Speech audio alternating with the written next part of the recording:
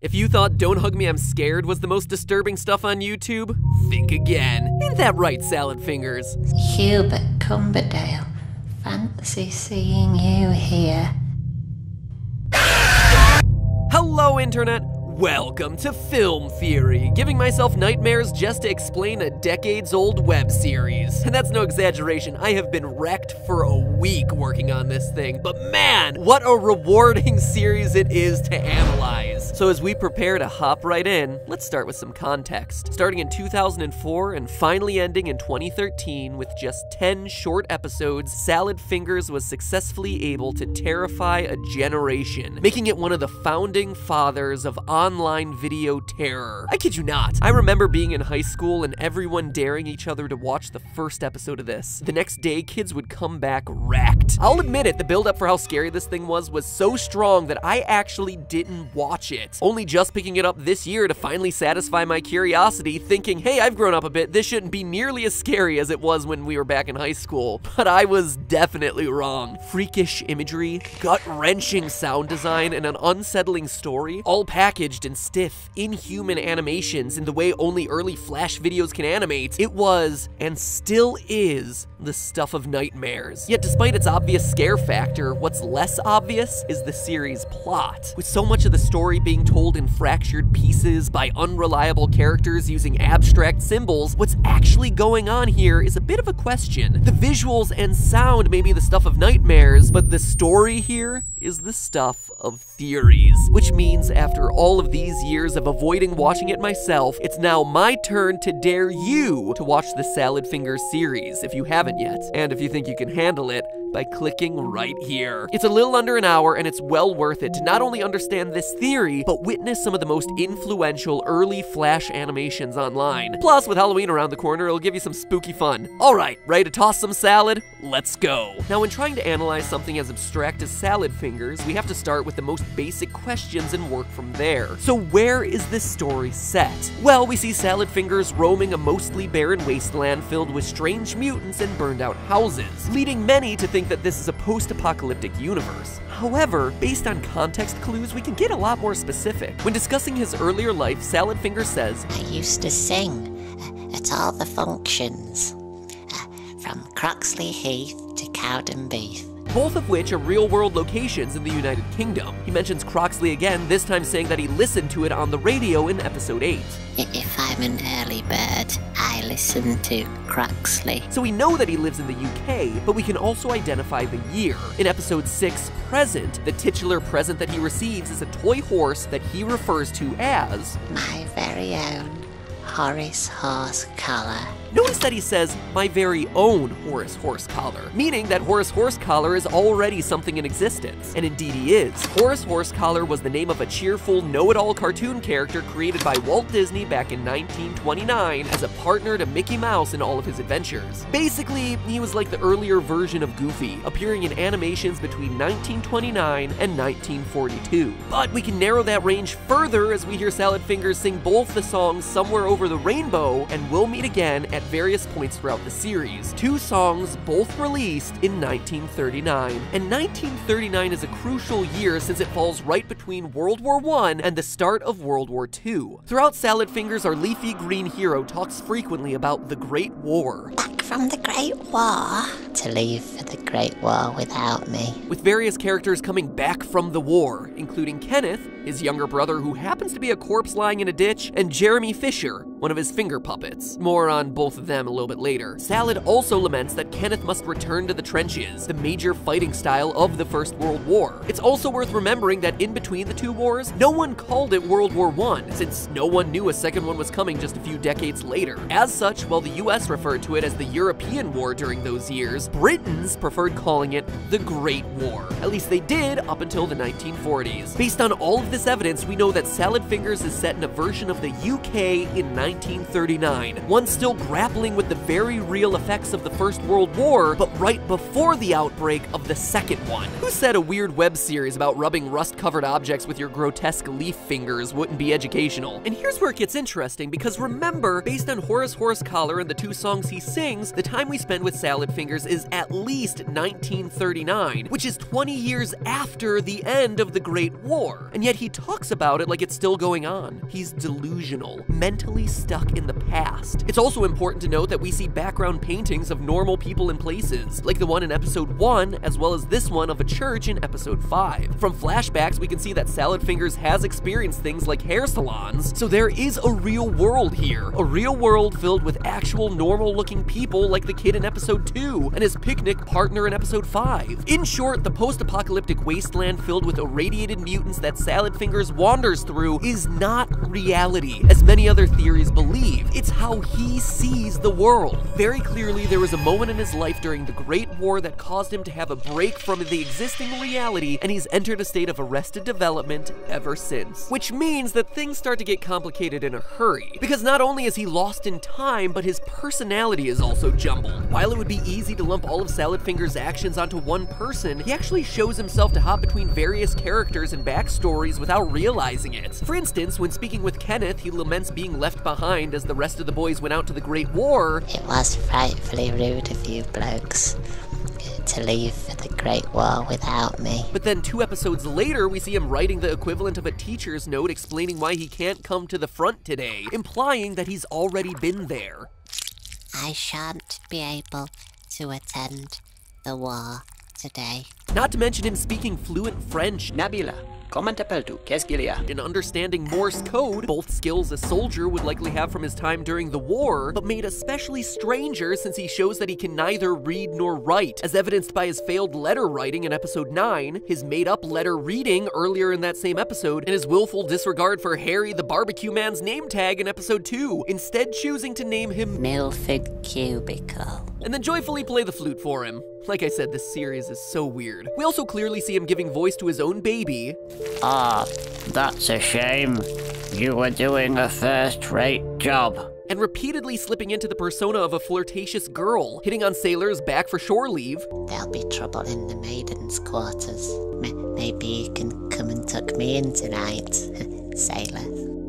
Stop that. Talking about washing his petticoat, Probably enough water in here to wash my petticoat. which is a girl's underskirt, just so you know. Not many of the beauty gurus talking about their petticoats these days. And also repeatedly hopping into dresses, whether to sing on stage or get himself married. Then, in the final episode, he enters the forest hoping to find a doctor to look at Milford Cubicle, who, yes, just so happens to wind up as a corpse hanging from the wall. We've a duty to fetch the doctor, since our wandering guest has fallen ill. And once the doctor is found, claims the examination for himself. I suppose you'll be checking me. We also see moments where Salad Fingers clearly switches from one persona to the next, forgetting the name of one of his favorite puppets, Hubert Cumberdale, and having to make up a new one. Why, if it isn't, but Barbara Logan Price. Forgetting that he intended to give his baby away to Auntie Bainbridge and deciding to clean the windows instead. Good old Auntie Bainbridge has agreed to take care of you. I'm just here to clean your windows. And with the clear change in attitude indicated by his facial shift as the doctor brutalizes the horse during the final scenes of episode 10. I know it hurts. In short, solving the story of Salad Fingers isn't just figuring out what's going on for one character, it's figuring out the numerous people Fingers gives voice to, decoding what they're saying, and then deciding how those actions all fit into one overall narrative. And that's quite a monumental task, so let's actually start with one of the easiest of those characters, which is his younger brother Kenneth. In episode 7, labeled Shore Leave, the puppet Hubert Cumberdale digs up a dead body, who Salad Fingers identifies as his brother, back on leave from the Great War. Already you can see how Salad here is a little bit of a tossed salad, as he attributes the digging of the hole to Hubert, a finger puppet, rather than himself, giving us further evidence that he switches between personalities, blacking out what happens in those moments from his own memories. Now, during his brother's visit, Salad marvels at the women his brother must have chased, recounts details of his own personal singing career, and then ends the visit by kicking Kenneth back into the hole so he can return to the trenches and resume his call of duty. It's about as pleasant of a visit as you can expect from a half-desiccated corpse. Except Except, there's one flashback in the middle of that visit that's awfully suspicious. Salad Fingers leads into the flashback by telling a story of how he and his brother used to Frolicking by the riverside. We then hear a typical flashback transition, and what we see instead is our green friend rolling out a measuring wheel and talking to a tree. 21 yards from the front door today. Not quite frolicking by the river with his brother, right?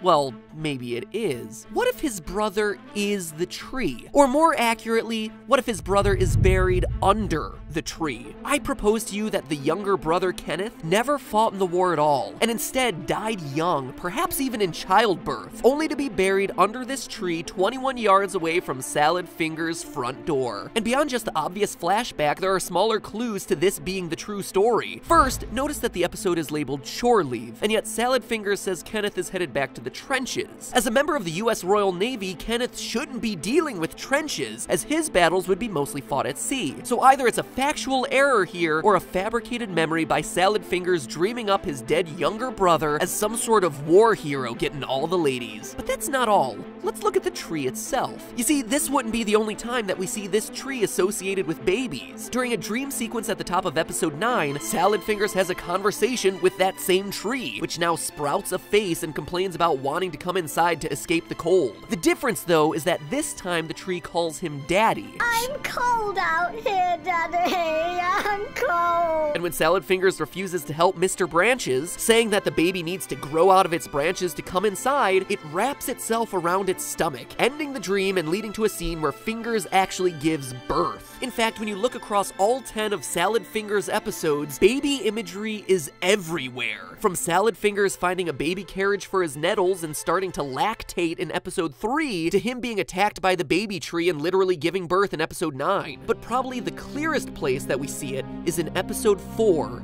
Cage, where Salad Fingers is literally followed around by an embryo. And that's no exaggeration. Just look at this thing. The large folded over forehead, the veins visible under the skin. It looks exactly like a baby in the womb. It even makes baby noises throughout the episode.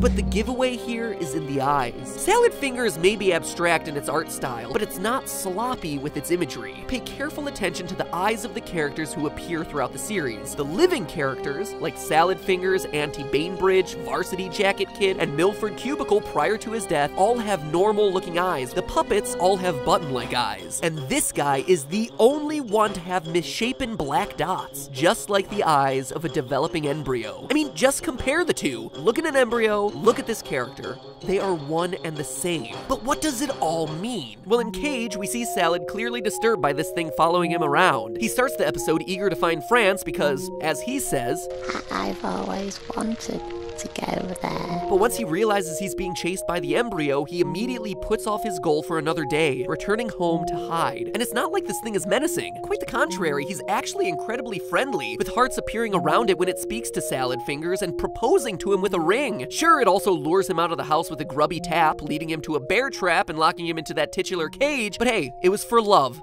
I swear, I did it all for love. The episode ends with Salad disappearing, flying away on a tap, once again wearing his beret to find France, while the embryo sits there and cries. It's a bizarre sequence, but also one that seems pretty literal. Between this and the tree, it's the second time that we see Salad Fingers actively walking away from babies looking for affection. In fact, the presence of the baby prevents Salad Fingers from pursuing his dream of finding France and literally traps him, which shows how Salad's psyche views having kids. It's a metaphor that continues in episode 9, where having baby Yvonne starts as a happy moment, but then quickly turns sour as the baby doesn't listen to him and instead slowly starts to kill him, to the point that the enfeebled Salad Fingers is stuck in a wheelchair and decides to give her away. Time and time again throughout this series, we see Salad Fingers turning away from children, running away from them, trapped by them, and in some instances outright killing them, as is the case with the boy that he accidentally locks in the oven. One of the few events in the series that we can actually confirm confirm is a real occurrence since we see the letter from his Letterman jacket buried in a pile of junk midway through the final episode. But what does it all mean? Well, at this point we've covered about half the episodes, meaning that there's still quite a bit to go, and the hardest questions are yet to come, including the identities of his mysterious finger puppets and the super dark imagery of the final ending. So I know you're gonna hate me for it, but I have to call this one a two-parter. So first, make sure that you're notified for part 2. Rub your salad mouse over this rusty subscribe button so that you don't miss the upload. And just so you guys don't get all upset at me in the comments again, let me just clarify that I separate things out into two-parters for a bunch of reasons. Mostly so I don't have to rush through all the information. As you can see, there's a lot to talk about in Salad Fingers, and I don't want to skip things or cut a bunch out just to fit it into the typical 13 to 20 minute episode length. Why not make it longer, you ask? And that's a legitimate question, but there are a few reasons. First, it already takes around 80 hours to edit these videos together, so longer videos are just brutal for Thomas, Edward, Ronnie, and Sedge. That's actually why I work with so many editors, because the episodes take so long to make, we have to rotate between everyone to make sure that the episodes come out on a regular basis. But not only that, I've seen the data on how you guys watch these episodes. Once an episode is over 17 minutes, people tend to cut out early, so going far over 20 minutes is gonna mean that a lot of people miss all the cool stuff that we all worked really hard to show you guys. And lastly, YouTube demands regular videos, and if you want to really grow and stay relevant in today's YouTube, you really should be releasing stuff every day. Now obviously we can't do that, but we do try our best to stay regular at a theory a week. That said, if I take 2 weeks off to work on one video, YouTube's system will freak out and start punishing the channel. I hope that you guys understand. And I hope that you've subscribed, since I really want you to see how this whole series wraps up. This thing is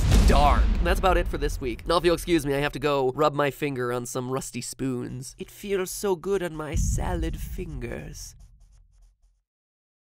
Turn to dare you to watch the Salad Fingers series if you haven't yet, and if you think you can handle it, by clicking right here. It's a little under an hour, and it's well worth it to not only understand this theory, but witness some of the most influential early Flash animations online. Plus, with Halloween around the corner, it'll give you some spooky fun. Alright, ready to toss some salad? Let's go. Now, when trying to analyze something as abstract as Salad Fingers, we have to start with the most basic questions and work from there. So where is this story set? Well, we see Salad Fingers roaming a mostly barren wasteland filled with strange mutants and burned out houses, leading many to think the sound design and an unsettling story, all packaged in stiff, inhuman animations in the way only early Flash videos can animate, it was, and still is, the stuff of nightmares. Yet despite its obvious scare factor, what's less obvious is the series' plot. With so much of the story being told in fractured pieces by unreliable characters using abstract symbols, what's actually going on here is a bit of a question. The visuals and sound may be the stuff of nightmares, but the story here is the stuff of theories. Which means after all of these years of avoiding watching it myself, it's now my— If you thought Don't Hug Me I'm Scared was the most disturbing stuff on YouTube, think again. Ain't that right, Salad Fingers?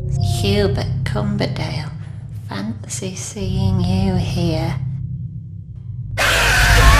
Hello, Internet. Welcome to Film Theory, giving myself nightmares just to explain a decades-old web series. And that's no exaggeration, I have been wrecked for a week working on this thing, but man, what a rewarding series it is to analyze. So as we prepare to hop right in, let's start with some context. Starting in 2004 and finally ending in 2013, this is a post-apocalyptic universe. However, based on context clues, we can get a lot more specific. When discussing his earlier life, Salad Fingers says, I used to sing at all the functions, from Croxley Heath to Cowdenbeath. Both of which are real-world locations in the United Kingdom. He mentions Croxley again, this time saying that he listened to it on the radio in episode 8. If I'm an early bird, I listen to Croxley. So we know that he lives in the UK, but we can also identify the year. In episode 6, Present, the titular present that he receives is a toy horse that he refers teen. With just 10 short episodes, Salad Fingers was successfully able to terrify a generation, making it one of the founding fathers of online video terror. I kid you not. I remember being in high school and everyone daring each other to watch the first episode of this. The next day, kids would come back wrecked. I'll admit it, the build-up for how scary this thing was so strong that I actually didn't watch it. Only just picking it up this year to finally satisfy my curiosity, thinking, hey, I've grown up a bit, this shouldn't be nearly as scary as it was when we were back in high school. But I was definitely wrong. Freakish imagery, gut-wrenching